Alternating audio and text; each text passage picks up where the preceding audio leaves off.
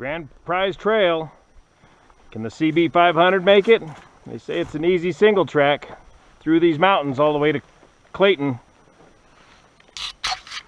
Okay, 40 miles to Clayton on this stuff. Ooh-wee. Get across this creek first.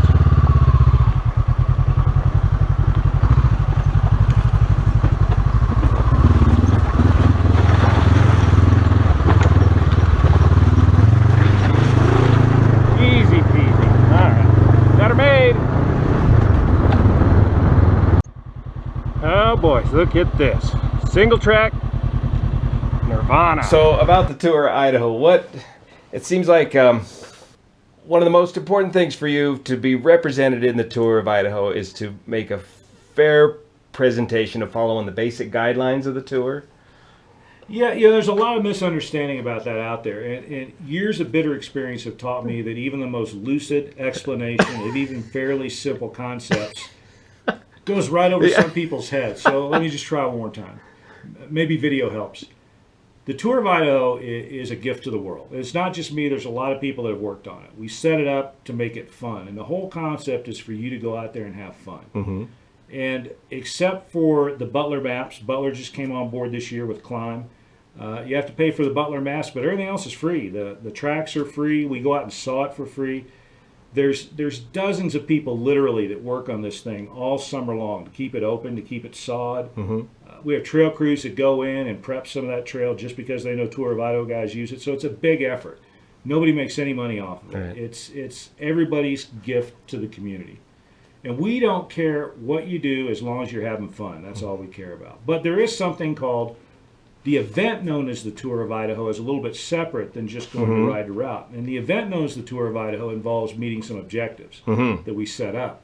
And if you meet all those objectives, in the past we gave you a jersey number and a jersey. It was kind of a cool thing for people that went out and rode the whole ride and met a series of objectives along the way. The most important of which was complete self-support. Right. So you couldn't mail anything ahead. You couldn't have somebody meeting you with gas. You had to carry all your own stuff the whole way. You had to live by your own wits. If your bike breaks, if it happens to break in front of a motorcycle shop, that's serendipity. If you can push it there, you're okay. But other than that, you have to be able to take care of yourself. So navigation then becomes extremely important because you can't just make up for mistakes by riding fast sometimes. The ability to pack and sort through your gear is really important if you're going to be carrying it for 1,400 miles. Having a bike that's going to get you the whole way becomes really important. Tire choices become more important. So it's a lot like the Baja. If you watch Dust to Glory, there's a scene in the movie where the guy says, look, anybody can go out and just ride this. It's different when you're riding it in a race.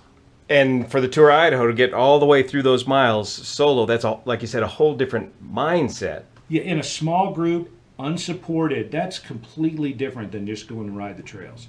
So when people come to us and they want to do the Tour of Idaho, what we call challenge point stuff, we're going to meet these objectives.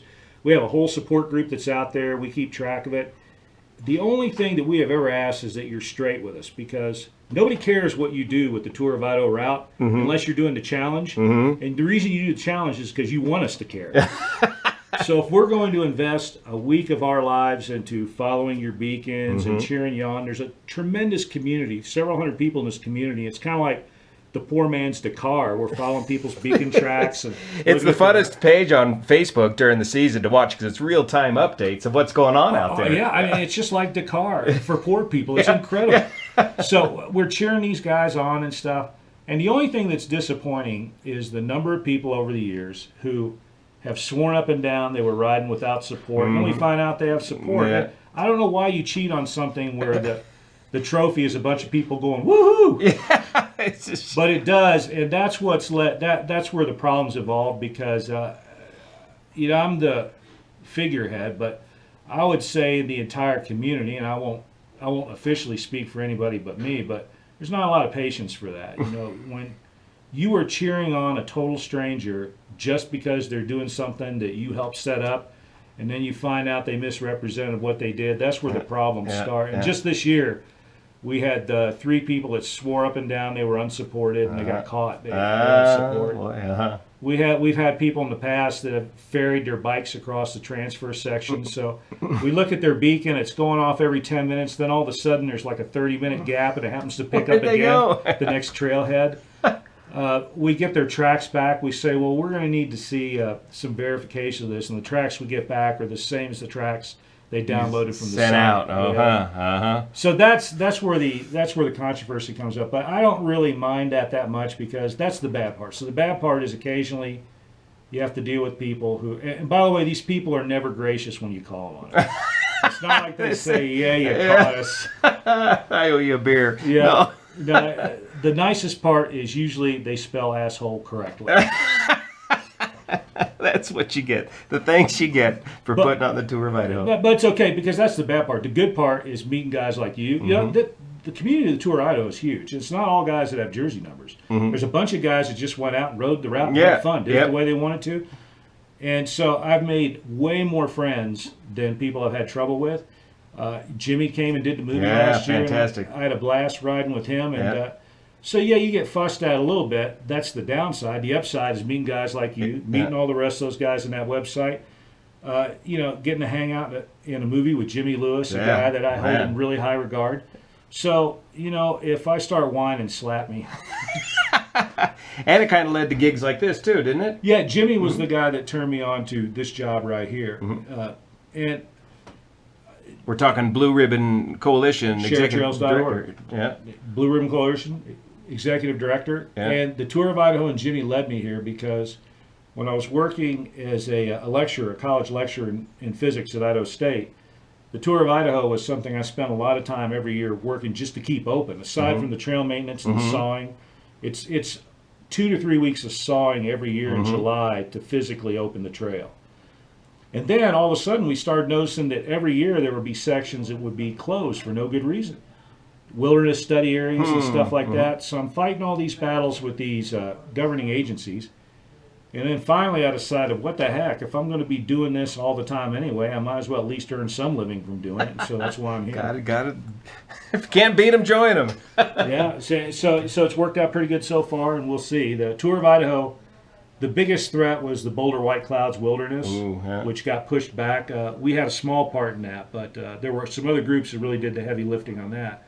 But basically, day 3 and 4 of the Tour of Idaho would not be possible if the Boulder White Clouds Wilderness, capital W, been enacted. The current bill allowed us to keep all of our trails, so that was a victory. There are some other, up in the Bitterroots right now, there's a big deal going on where they've closed some of our trail where we briefly go into Montana because it's a wilderness study area. Increasingly, government agencies are starting to treat wilderness study areas like actual wilderness areas. So that's a battle we're getting into. So there's a lot of crossover there, but even though the Tour of Idaho was my motivation for doing this, there's stuff like this going on everywhere. So you can take what goes on the Tour of Idaho, multiply it by 1,000, and that's my job every day. You cover California too, also, right? Oh gosh, yeah. California and Colorado. I would say 90% of what we do here involves either California or Colorado. Utah is increasingly big too. Yeah. And one of the things that comes up a lot are people in, let's say, New Mexico or Arizona. They go, why aren't you doing anything for us? You know, you're fighting all these battles in California and Colorado.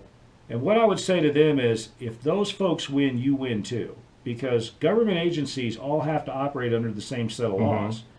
And precedent in a legal setting is incredibly important. So if we win like we just did in Glamis, Imperial Dunes, fought back everybody that was trying to prevent us, was trying to use the Endangered Species Act to prevent access in Glamis.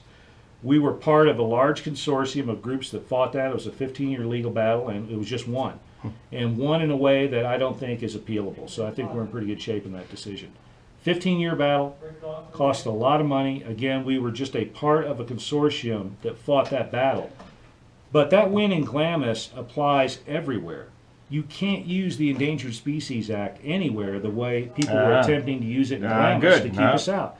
So the people in Arizona, New Mexico, Oklahoma, Kentucky, everybody wins over stuff like that.